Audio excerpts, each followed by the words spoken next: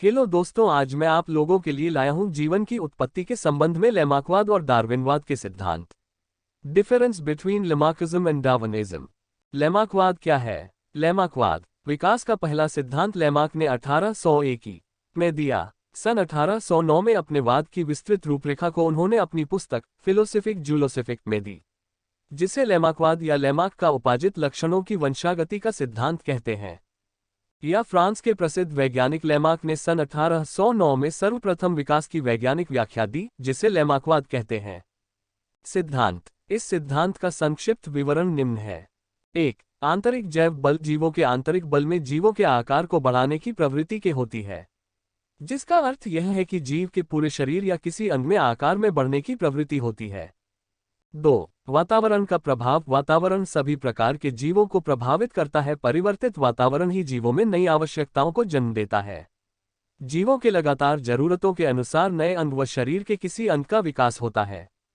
3. अंगों का उपयोग एवं अनुपयोग। अंगों का विकास व उसके कार्य करने की क्षमता उसके उपयोग व अनुपयोग पर निर्भर करता है। किसी अंग का लगातार उपयोग करता है।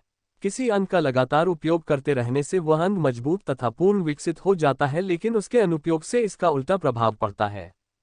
4. उपाजित लक्षणों की वंशागति। इस प्रकार जीवों में आए परिवर्तन आनुवंशिकी द्वारा उनकी संतानों में वंशागत हो गया। लेमार्कवाद का उदाहरण। उपयोग का प्रभाव। अफ्रीका के रेगिस्तान में पाए जाने वाला जिराफ ऊंचे ऊंचे पेड़ों की पत्तियों को खाता है, जिसके लिए उसको अगली टांग पिछली टांगों से लंबी तथा गर्दन भी लंबी होती थी। लेमार्क के मत अनुसार इनके पूर्वज की गर्दन तथा अगली टांगें सामान्य आकार की थी, क्योंकि उस समय वहां के जंगल तथा घास के मैदान थे। जैसे जैसे जलवायु शुष्क होती गई, घास सूखने लगी, तो उन्हें पेड़ पौधे पर निर्भर होना पड़ा, जिसके फलस्वरूप उन्हें अपने अगले पैर और गर्दन को ऊपर खींचना पड़ता था। धीरे धीरे इन्हें ऊंचे पेड़ों की पत्तियों पर निर्भर होना पड़ा, जिसके फलस्वरूप अफ्रीका के रेगिस्तान में लंबी अगली टांग व लंबी गर्दन वाले जिराफों का उद्भव हुआ। बत्तखों तथा दूसरे जलीय पक्षियों में पानी में तैरने के लिए इनके पायदों के उंगलियों के बीच की जगह की त्वचा के बीच की जगह तनी रहती है, जिसके कारण जलयुक्त पदों का निर्माण हुआ। अनुपयोग का प्रभाव। लेमार्क के अनुसार सांप झाड़ियों तथा बिलों रहता है तथा जमीन पर रेंग कर चलता है, जिसके कारण उसके पैर इस्तेमाल नहीं होते थे तथा बिल में घुसने में भी बाधा उत्पन्न करते थे। इसलिए इनके पैर धीरे धीरे विलुप्त होते चले गए, जबकि अन्य सरीसृपों में पैर उपस्थित होते हैं। लेमार्कवाद की आलोचना। दोष कमियां। लेमार्कवाद के सिद्धांत की अत्यधिक आलोचना की गई, जिसमें मुख्य आलोचक बीजमान व लोएव थे। लेमार्कवाद की आलोचना निम्न उदाहरण से की गई। 1. बीजमान ने सफेद चूहों की पूंछ काटकर उनमें प्रजनन कराया। कहीं पीढ़ियों तक प्रयोग करने के बाद भी इनमें उत्पन्न किसी भी शिशु में कटी हुई पूंछ नहीं पाई गई। यह सिद्ध हुआ कि उपाजित लक्षण वंशागत नहीं होते हैं। 2. भारतीय संस्कृति। महिलाओं के नाक व कान छिद्र पाए जाते हैं। कई सदियों तक यह प्रक्रिया करने पर बावजूद भी उनकी संतानों में छिद्र का कोई अंश भी नहीं पाया जाता है। 3. अंधे व्यक्ति की संतान अंधी नहीं होती है। 4. लगातार कसरत करने वाले पहलवान की पेशियां मजबूत हो जाती हैं, किंतु संतानें पिता के समान पेशियां मजबूत नहीं होती हैं। 5. दुर्घटनावश किसी व्यक्ति का अंग कट जाए तो उसकी संतानों में उस अंग का समान विकास हो जाता है। लेमार्कवाद की विशेषताएं। वातावरण पर सीधा प्रभाव, अंगों का उपयोग और अनुपयोग, अपार्जित लक्षणों की वंशागति, अनुकूलन की प्रवृत्ति।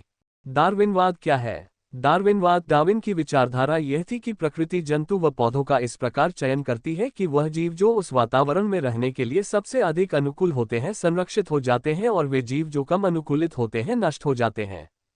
प्राकृतिक चयनवाद के समझाने के लिए अपने विचार को निम्नलिखित में प्रस्तुत किया।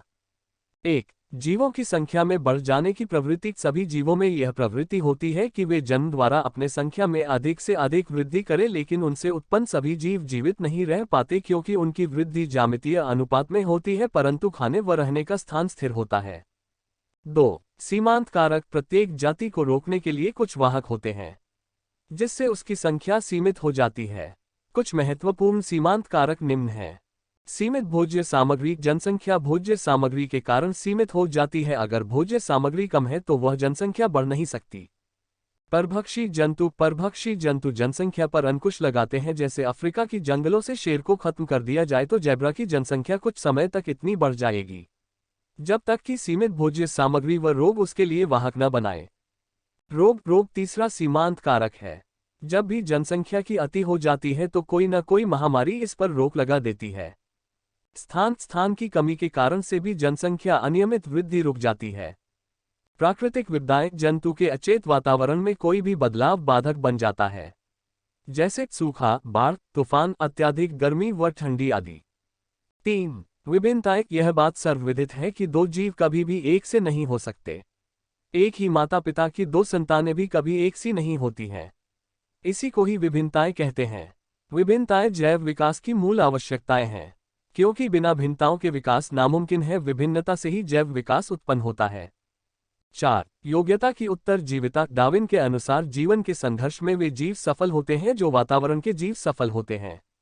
जो वातावरण के अनुरूप अनुकूलित हो जाते हैं या अधिक सफल जीवन व्यतीत करते हैं, इनकी जनन क्षमता भी अधिक होती है तथा यह स्वस्थ संतानों को उत्पन्न करते हैं, जिससे उत्पन्न लक्षण पीढ़ी दर पीढ़ी में वंशागत वातावरण के प्रति अधिक अनुकूल होती है।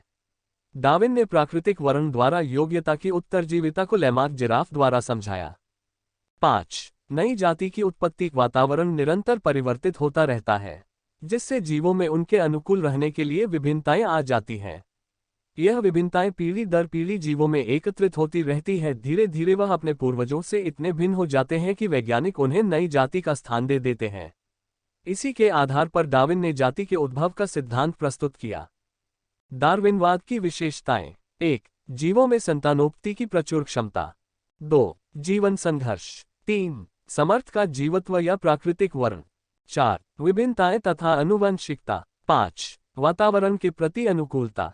6. नई जातियों की उत्पत्ति। डार्विनवाद के प्रयोग। शेर, चीता तथा तेंदुआ आपस में स्वभाव एवं रचना में एक दूसरे से काफी मिलते जुलते हैं। ये सभी मांसाहारी हैं और उनकी अंगुलियों पर नुकीले नाखून होते हैं, अतः इनका विकास एक ही प्रकार के पूर्वजों से हुआ होगा। किंतु वातावरण का अधिकतम लाभ उठाने के लिए इनमें परिवर्तन आते गए और धीरे धीरे ये परिवर्तन इतने अधिक हो गए कि तीनों से अलग अलग जातियां बनी। डार्विनवाद की आलोचना। दोष, कमियां। 1. इसके अनुसार छोटी छोटी विभिन्नताएं नए जीवों को उत्पन्न करती हैं। वैज्ञानिकों के अनुसार छोटी विभिन्नताओं के कारण नई जातियां पैदा नहीं हो सकती। 2. डार्विनवाद जीवन की उत्पत्ति के विषय में नहीं बताता है। 3. यह बात विभिन्न प्रजातियों के विलुप्तीकरण और अतिविशिष्टीकरण को स्पष्ट नहीं करता है। 4. इस सिद्धांत में अवशेषी अंगों के विषय में कोई प्रमाण नहीं है। लैमार्कवाद और डार्विनवाद में अंतर। लैमार्कवाद, डार्विनवाद। 1. लैमार्कवाद उपार्जित लक्षणों की वंशागति के आधार पर अपना सिद्धांत दिया है। डार्विन ने प्राकृतिक चयन पर आधारित जैव विकास की बात की है। 2. लैमार्क ने अपने सिद्धांत को जिराफ की लंबी गर्दन के उदाहरण से समझाया। डार्विन ने योग्यतम की उत्तरजीविता के आधार पर अपना सिद्धांत दिया। 3. लैमार्क का वाद प्राणियों पर आधारित है, डार्विन का वाद प्रकृति पर आधारित है।